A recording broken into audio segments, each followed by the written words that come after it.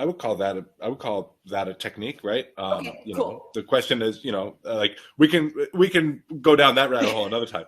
But the bottom line is, if you're in your drill, you're struggling to get something to work. That means you're anticipating. That means you're guessing, right? Yes. You're making your decision. You're making your decision about what technique you're supposed to do before the evidence has presented itself. Right? Correct. Yeah. And that is not fencing. No. Right. No. And so I'm going to finish by saying that what he needed to do was slow down, because that's how fast he's able to fence. Correct. Right. And that was kind of a huge eye opener, right? Like, oh, wow. In order for me to be fencing, I have to go so unbelievably slow. And that's okay.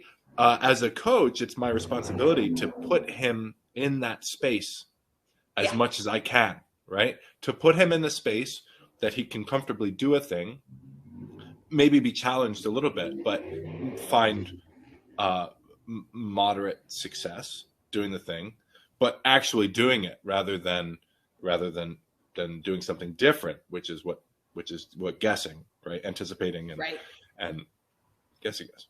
So I'm sorry, what you described, right, about your weight falling forward, right, is, getting lost in your future story that you're telling, right? Yeah.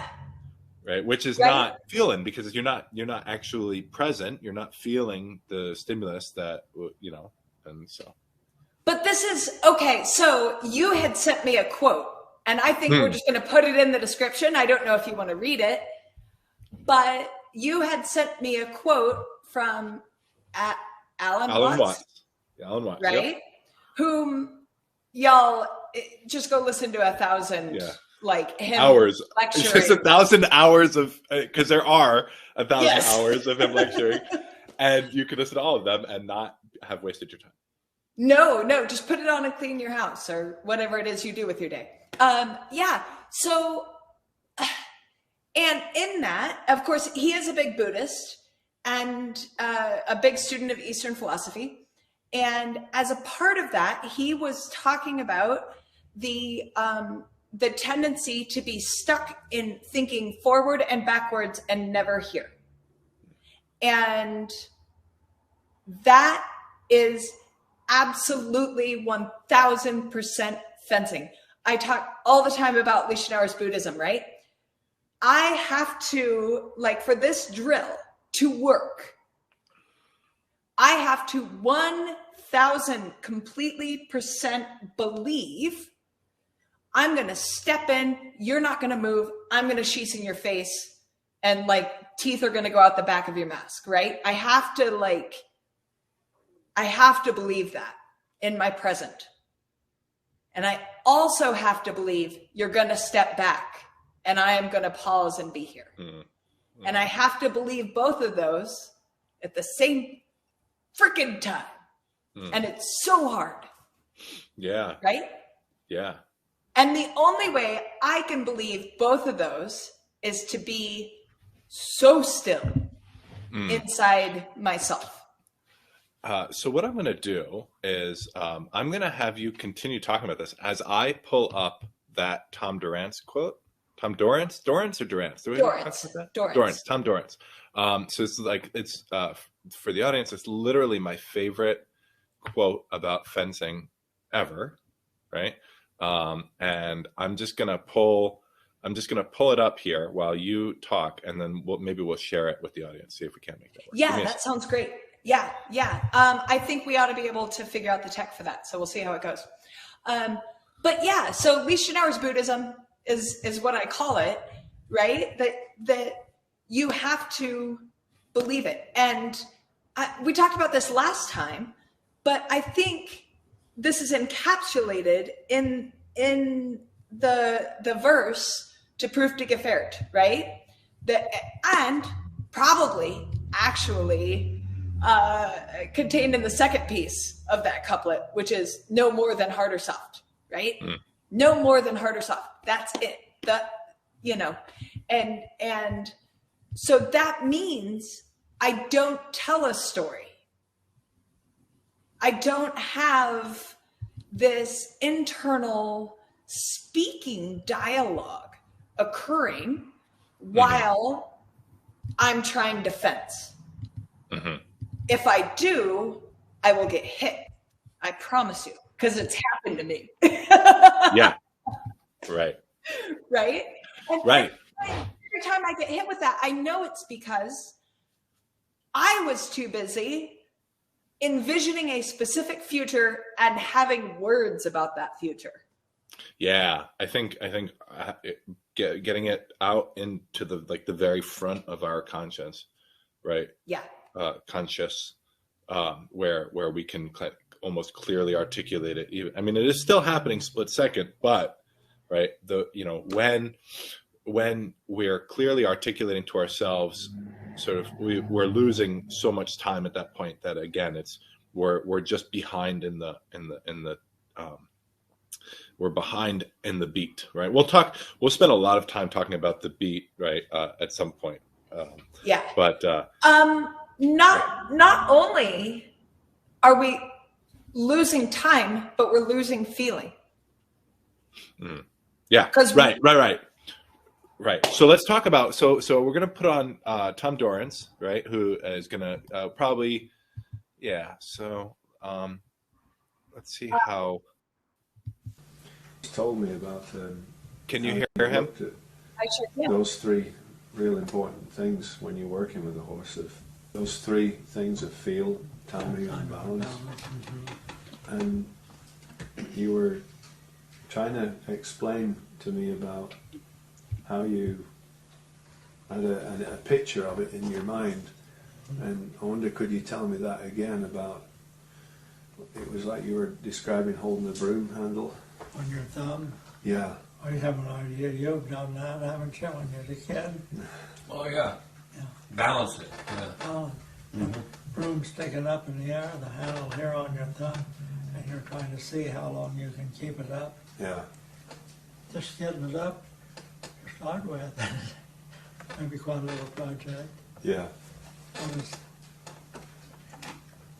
And that's another thing, you don't try to get it all at one time. Right. But you practice a little, do something else, come back to it.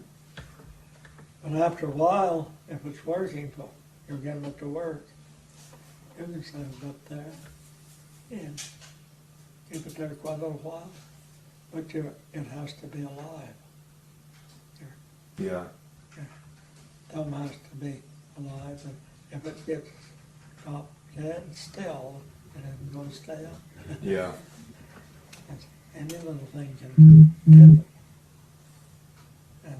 But you're feeling this down in here,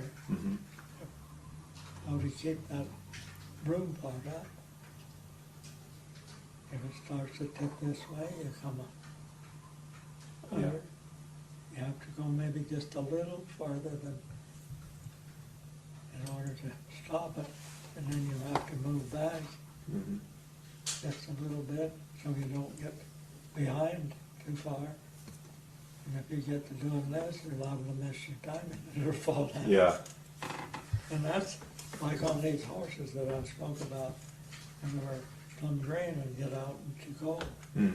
That was where this, you get in timing with the stride, the rhythm with that. Yeah. Right. So I saw you as excited as I was watching. And listening. It's so good. It's so good. Y'all, that's what it sounds like to listen to a master talk. All right, continue on. Yeah. Well, and so, the cat's out of the bag, right? Because it's horsemanship is what he's describing. Yeah. Which is clear, at least by the end of the video. But like this idea of the broomstick analogy, right? And I would argue that it's fundamentally the same thing. So like feeling everything, including your opponent responding or not responding, right? Or responding some way. Your opponent is the broomstick. Yeah. Your opponent is the broomstick, and you have to respond to the direction the broomstick goes. You also have to have some competency just with using your body so that you don't overcorrect, right? Yeah. So you don't overcommit to what you're trying. You're supposed to respond in kind, or respond with the most economical use of your energy. Because if you go too far, or if you start swinging back and forth or whatever, right? You just have to go exactly how far you need to get your thumb back underneath the broom, the center of balance of the broom handle, and then you have to bring it back. And so again, it's being present, right? When you step in, you're watching what direction is this broomstick going, right? Yeah. And you're feeling it, right? But you don't say to yourself, "Oh no, it's going to the right." Right? Yeah, if right. you say to yourself, "Oh no, the broom is going to the right," you're never going to get there, right? Because there's no way that you can be tethering your experience to the movement of the broomstick when you're here.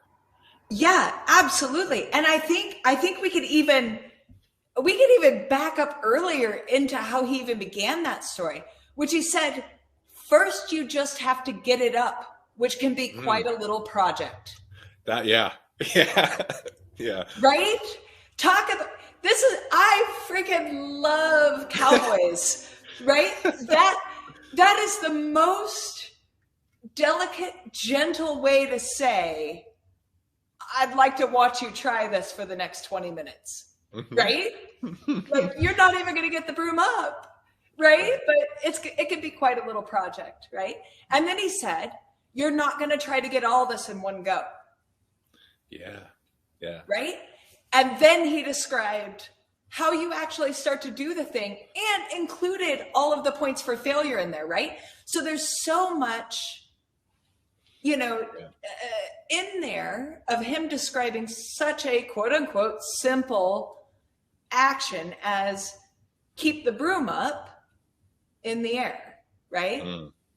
And I think sometimes, especially as historical fencers, but I think maybe modern humanity, this is kind of the way we are taught that we should learn. We are taught that we should learn by sitting down and reading a whole book, and now I have an understanding of the whole subject. And that isn't how we learn, really, right? Right. No.